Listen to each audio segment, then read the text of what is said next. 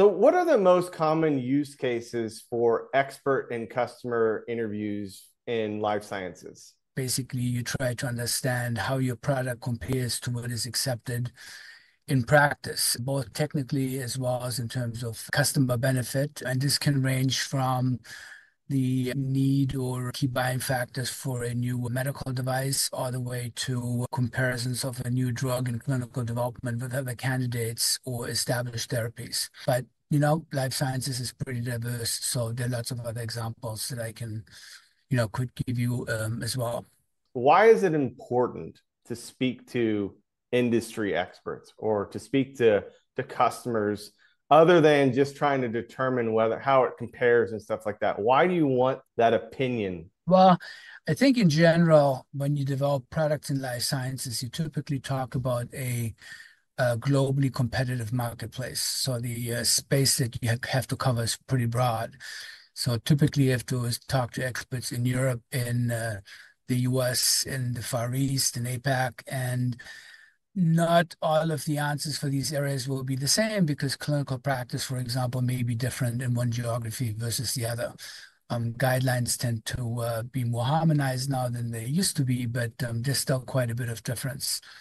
And biology is very complicated, and there are lots of different dimensions that you need to understand, different product dimensions that you need to understand to know whether your product can be competitive and how you may need to shape its further development. So really, from that perspective, it's really quite challenging to understand your product to start with. And of course, you have data for that, and then how it may compare to other products.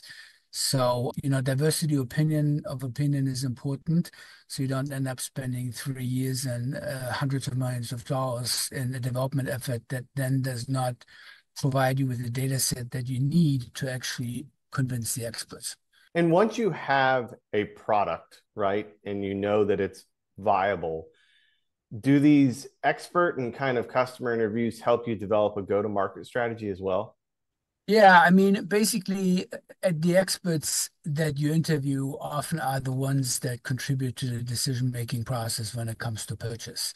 So, using the example of a drug candidate that's under development, you're going to try to identify key opinion leaders that also, I don't want to say control, but help determine how clinical guidelines are developed and how products are being used. So that's a pretty much a one-to-one translation from, I mean, it's customer input, right? I mean, these are the ones who are customers in the sense that they make the buying decisions, at least the medical ones, even if not the reimbursement ones. And life sciences and pharma, there are lots of decision makers, and it's a very non-traditional way and landscape in terms of how decisions are made and products are reimbursed.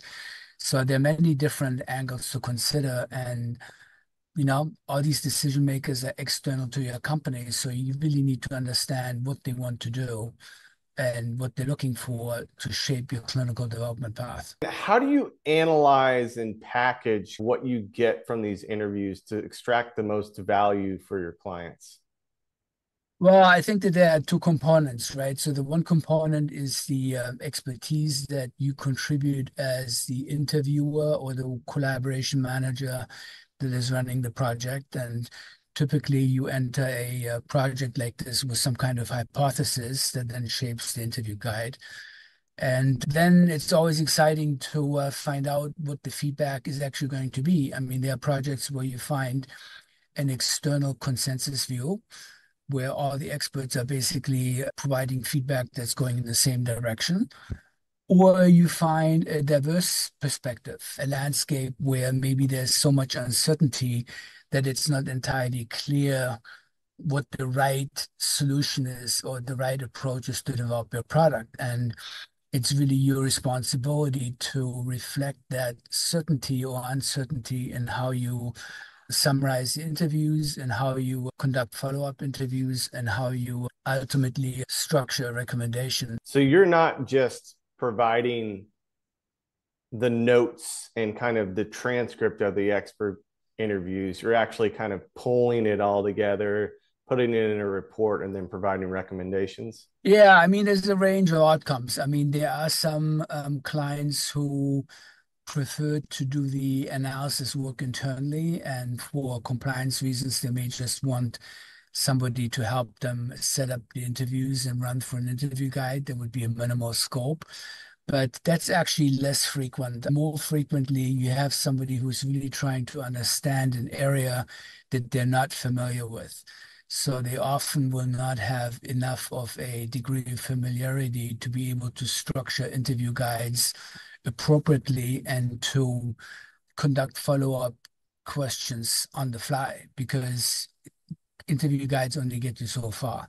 Sometimes you get an answer that really compels you to ask follow-up questions, and you need to know enough about the space to be able to capitalize on that opportunity, because that's kind of like, now maybe the standard interview guide gets you 75 to 80% of the result, but the last 20% you only get if you have an experienced interviewer who knows enough about the space to be able to capitalize on that.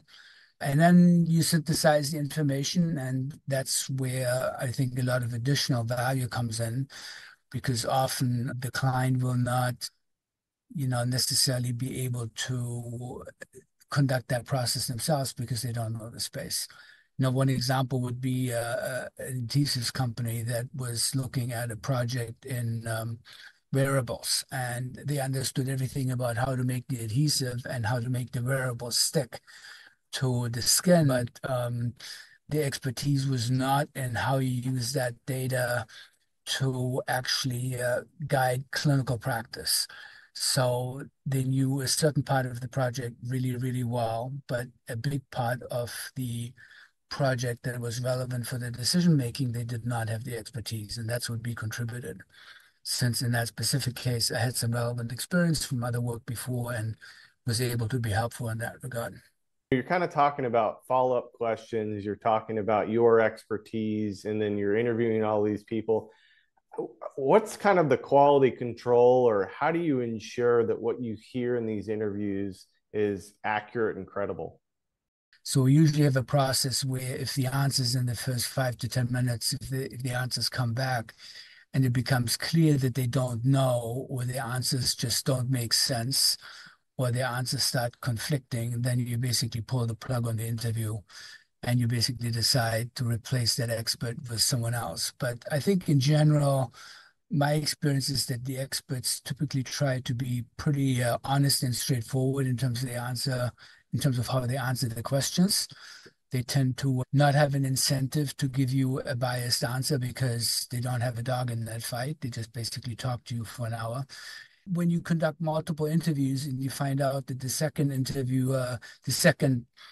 interviewee has answers that are very different from the first interviewee, you have to figure out in follow-up interviews what is causing that discrepancy. Is that a question where somebody is describing a glass as half full and the other one is half empty? Or are they really describing two different parts of the problem? Or are they maybe or maybe you just have somebody who's not as much of an expert, but projects himself or herself like that. But I think in general, my experience have been that you can suss that out pretty fast in the first 5 to 10 minutes, and then you just basically thank the expert and you move on to the next interview. This video discussed using voice of customer in expert interviews for life sciences. But at 10X, we combine those interviews with other market insights and expert analysis. We analyze these insights and provide clear, actionable recommendations to our clients. Our unbiased and independent approach helps them make informed decisions for their go-to-market and product strategies. For more information and to contact us, visit 10EQS.com. Thank you for watching, and we look forward to supporting your next project.